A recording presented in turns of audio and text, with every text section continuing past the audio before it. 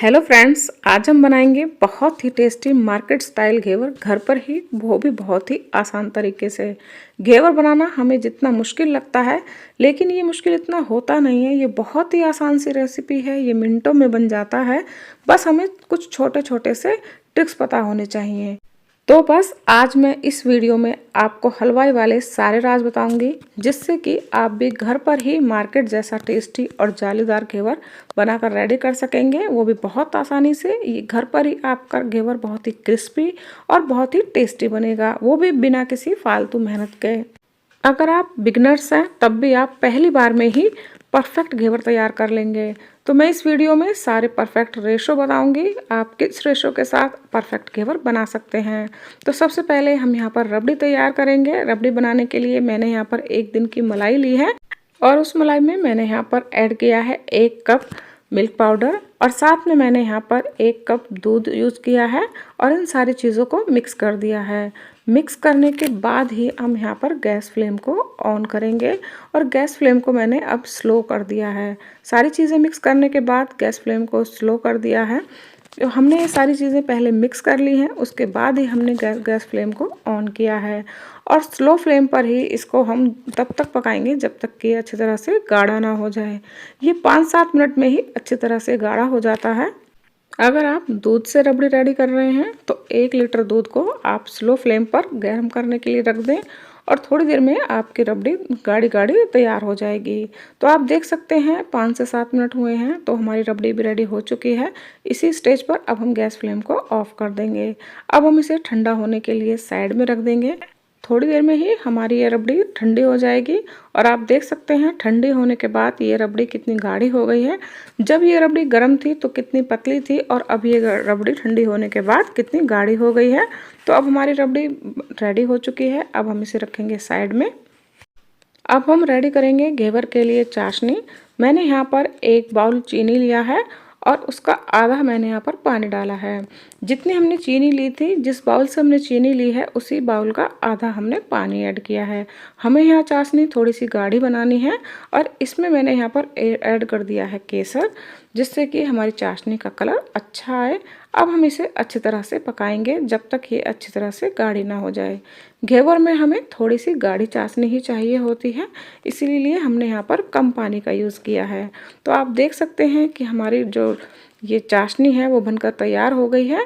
अब हम gas flame को ऑफ कर देंगे और आप इसे हम ठंडा करने के लिए रखेंगे। और अब हम बैटर तैयार करेंगे। घेवर के लिए बैटर तैयार करने के लिए सबसे पहले हम यहाँ पर घी लेंगे। मैंने यहाँ पर गाय का घी लिया है, आप चाहें तो भैंस का घी ले सकते हैं या वनस्पति घी भी ले सकते हैं। घेवर बनाने के लिए हमें घी को मेल्ट करना बहुत ज़रूरी है, क्योंकि घी में थोड़े से दाने होते हैं और वो दाने हमारे अच्छी तरह से मिक्स नहीं हो पाते। तो सबसे पहले हम इस घी को थोड़ा सा मेल्ट करेंगे, जिससे कि घेवर बनाने में कोई भी कमी ना आए। इस घी को हम पूरा गर्म नहीं करेंगे, बस इसे हल्का हल्का सा गर्म करेंगे। बस इसे हल्का सा मेल्ट करना है। बस 2 मिनट इस तरीके से स्लो फ्लेम पर इसे रखेंगे और स्लो फ्लेम पर 2 मिनट बाद आप गैस को ऑफ कर दीजिए, क्योंकि ये इसी में ही मेल्ट हो जाएगा। हमें इसे बॉइल्ड नहीं करना। अब आप देख सकते हैं कि हमारा घी बिल्कुल मेल्ट हो चुका है। घेवर बनाने के वैसे तो कई तरीके हैं, लेकिन आज मैं आपको सबसे आसान तरीका बताऊंगी, जिससे कि आपकी घंटों की मेहनत बच जाए और आपका घेवर मिनटों में बिना मेहनत के ही तैयार हो जाए। तो इसके लिए मैंने सबसे पहले यहाँ पर जार लिया है, जो आपकी घंटों की मेहनत को मिनटों में बदल देगा। तो उसमें मैंने ऐड किया है जो हमने मेल्ट घी था, वो मेल्ट घी हमने इसमें डाला है। मैंने यहाँ पर 4 से 5 चम्मच घी मेल्ट किया था और उस मेल्ट घी में मैंने यहाँ पर 8 से 7 यहाँ पर आइस क्यूब्स डाल दी हैं। अब हम इनको अच्छी तरह से ग्राइंड करेंगे। मैंने यहाँ पर इन्हें 2 मिनट के लिए ग्राइंड कर लिया है और आप देख सकते हैं कि ये बिल्कुल इस तरह से हो गया है जैसे कि जब हम मलाई चलाते हैं उसमें से मक्खन निकलता है। तो बिल्कुल उसी तरह का ये आपको मिक्स हमारा जो घी है ये मिलेगा। देखिए इतना अच्छा, और ऐसे तरह से आपका ये जो हमने इसमें क्यूब्स डाली थी उससे आपका ये मक्खन की तरह घी बनकर रेडी हो जाएगा। अब हम इस घी के अंदर से जो इसमें हमारा आइस थी उसका जो पानी बन गया था, अब हम उस पानी को अलग कर देंगे। अब हम यहाँ लेंगे दूध। दूध हमें ठंडा ही लेना है, लेकिन पका हुआ दूध लेना है। पका हुआ दूध जो बॉइल्ड दूध को ठंडा करके रूम टेम्परेचर पे या फिर फ्रिज में रख के ठंडा करके यूज़ करें। मैंने यहाँ पर 1 कप दूध लिया है और आप देख सकते हैं कि ये हमारा बिल्कुल ऐसे हो गया जैसे कि हम मलाई में से मक्खन निकालते हैं। बिल्कुल ये मक्खन वाली फॉर्म में आ गया है। और अब हमने यहाँ पर ली है मैदा। मैंने यहाँ पर 1 बाउल मैदा ली है। ये लगभग 200 ग्राम के आसपास है। और अब मैंने इसे थोड़ा थोड़ा करके मिक्सी के जार में डाल दिया है। हम पहले थोड़ी सी मैदा लेंगे और थोड़ा थोड़ा करके ही इस मैदा को यूज़ करेंगे। और हम यहाँ पर डालेंगे आधा कप बिल्कुल चिल्ड वाटर। हमें यहाँ पर बिल्कुल चिल्ड ठंडा पानी लेना है और उसे मिक्सी के जार में घुमा देंगे। फिर से हम थोड़ी सी मैदा लेंगे और फिर से हम यहाँ पर ठंडा पानी डालेंगे और ठंडा पानी डालकर फिर से हम इसे मिक्सी में इस तरीके से 2 से 4 मिनट के लिए इसे घुमाएंगे। देखिए हमें 2-4 मिनट के लिए हर बार ऐसे ही घुमाना है। और अब हम यहाँ पर ऐड करेंगे बेसन। हलवाई यहाँ पर बेसन ऐड करते हैं, लेकिन अगर आप यहाँ पर शुरुआत में पहली बार बना रहे हैं तो आप गेहूं का आटा भी यूज़ कर सकते हैं, क्योंकि बेसन से थोड़ा सा ये फैल जाता है। और अब हम यहाँ पर 1 चम्मच नींबू का रस ऐड करेंगे और सारी चीज़ों को फिर से हम अच्छी तरह से मिक्सी में घुमा लेंगे। हमें ये अब की बार 5 से 7 मिनट लगातार घुमाना है, जिससे कि ये बिल्कुल फाइन पेस्ट बनकर तैयार हो जाए। अब हम दूसरा बर्तन लेंगे और फिर से एक छन्नी रखेंगे और उस छन्नी में इस लिक्विड को छान लेंगे ताकि इसमें कोई भी लंग्स है वो निकल जाएं। तो देखिए आप देख सकते हैं कि अभी इसमें कितने लंग्स निकले हैं और इसको हम अलग रख देंगे। और अब मैं आपको दिखाती हूँ कि हमें बैटर कितना पतला या गाढ़ा होना चाहिए। देखिए जो हमारा बैटर है वो इस फॉर्म में रहना चाहिए। देखिए ना ये पतला है और ना ही ये गाढ़ा है। ज़्यादा पतला कर देंगे तो आपका जो ये घेवर है बिल्कुल भी अच्छा नहीं बनेगा, तो इसीलिए इसी फॉर्म में रखें। अब हम लेंगे एक और बर्तन, थोड़ा सा बड़ा बर्तन लेंगे और उसमें निकालेंगे आइस क्यूब्स। देखिए सारी आइस, जितनी ज़्यादा आइस क्यूब आप रखेंगे, जितना ठंडा आप अपने बैटर को रखेंगे, उतना ही ज़्यादा आपका अच्छा घेवर बनेगा। अब हम इसके ऊपर रख देंगे जो हमने बैटर तैयार किया था उसे, ताकि ये बैटर बिल्कुल ठंडा रहे। देखिए जब हम बैटर को जितना ठंडा रखेंगे उतना ही हमारा घेवर अच्छा रहेगा। जब तक हम घेवर को बनाते हैं इस बैटर को हमेशा ठंडा ही रखना है। अगर आपके पास आइस क्यूब्स नहीं हैं तो आप हमेशा इस बैटर को फ्रिज में ही रखें। घेवर को बनाने के लिए हम कढ़ाई का भी यूज़ कर सकते हैं। अगर आपके पास गहरे तले की कढ़ाई है तो आप कढ़ाई में भी बना सकते हैं, लेकिन अगर आपके पास और कोई मोल्ड है तो आप मोल्ड में भी बना सकते हैं। लेकिन अगर आपके पास, देखो हर घर में चायदानी तो मिल ही जाती है, तो हम इस चायदान में भी बना सकते हैं। लेकिन अगर आपके पास चायदान भी नहीं है तो आपके पास, हमारे घरों में अक्सर ये इस तरह के भगोने ज़रूर मिलते हैं। तो देखिए मैं इस भगोने में ही इसको बनाऊंगी और मैं इसी का यूज़ करूंगी। तो अगर आपके पास इस तरह का डीप भगोना है तो आप उसे भी यूज़ कर सकते हैं। अब एक हम सॉस की बॉटल लेंगे, या फिर आप घर में कोई भी बॉटल ले सकते हैं और उसमें ऊपर से छेद भी कर सकते हैं उसके ढक्कन में। और उस बॉटल में अब हम यहाँ पर भरेंगे सारे बैटर को। देखिए थोड़ा थोड़ा करके बैटर यूज़ करना है। बैटर हमारा बिल्कुल ठंडा होना चाहिए। फ्रिज में से तुरंत निकाल कर इसे बॉटल में भरें और फिर से इसे तुरंत फ्रिज में रख दें। इसी तरह से हमें कई बार करना है, जिससे कि हमारा बैटर गर्म ना हो। सॉस की बोतल में तो पहले से ही ऊपर छेद आता है, लेकिन अगर आप सिंपल बोतल यूज़ कर रहे हैं तो उसमें ऊपर ढक्कन में छेद कर लें। अब मैंने यहाँ पर देसी घी लिया है, ये गाय का घी है।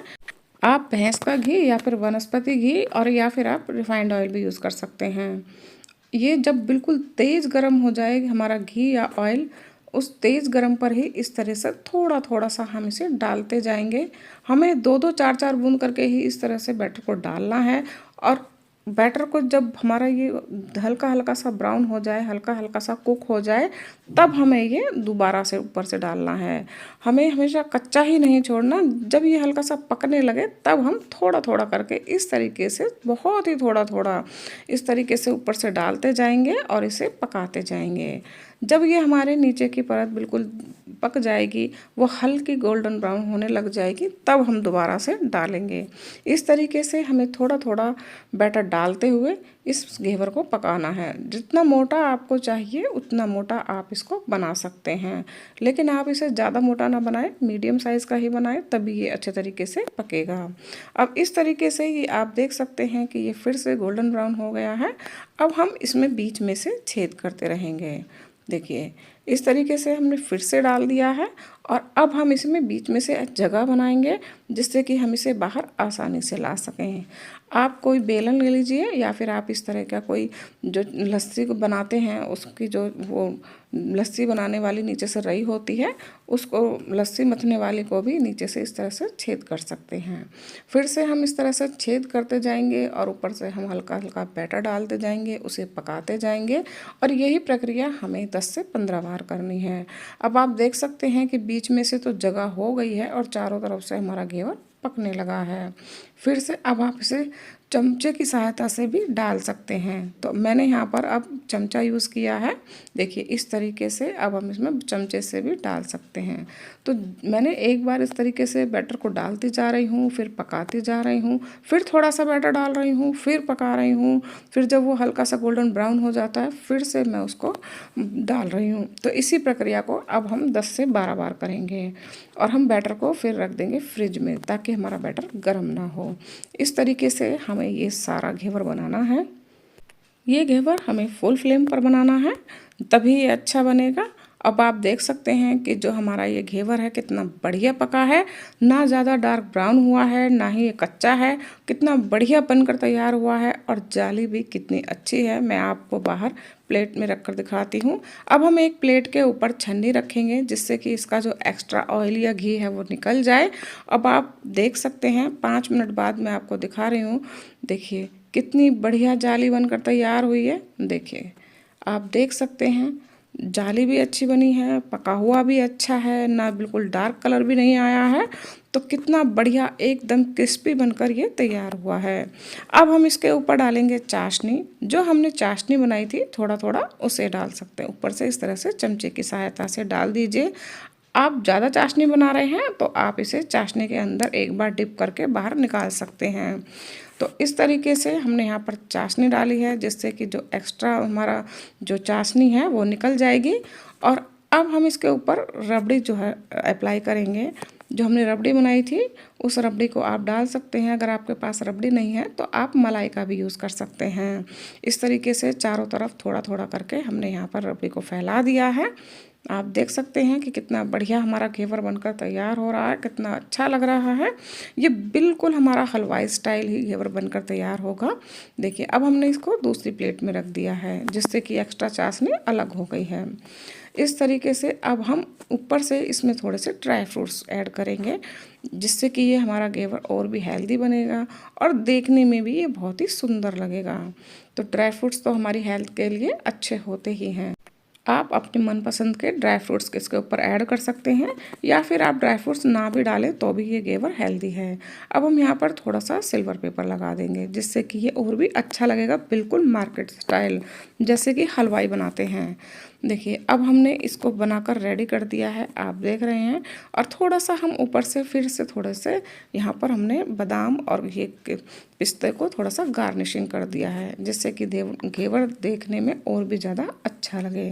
तो आप देख सकते हैं कि कितना बढ़िया घेवर बनकर तैयार हुआ है। पहली बार में ही परफेक्ट घेवर आप बना सकते हैं, बिल्कुल हलवाई स्टाइल, क्रिस्पी और एकदम रसीला।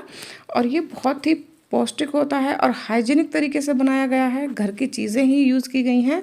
तो ये अनहेल्दी बिल्कुल नहीं है, अनहाइजीनिक बिल्कुल भी नहीं है। आप हमेशा इस तरीके से आप घर पर हाइजीनिक तरीके से एकदम बढ़िया घेवर बनाकर तैयार कर सकते हैं। देखिए मैं आपको तोड़ कर भी दिखाती हूँ। देखिए बड़ी आसानी से ये टूट रहा है, इतना क्रिस्पी और इतना सॉफ्ट ये बनकर तैयार हुआ है। इस तरीके से एकदम जालीदार रसीला घर पर बनाकर तैयार करें और मेरी लाइव वीडियो को लाइक और सब्सक्राइब ज़रूर करें।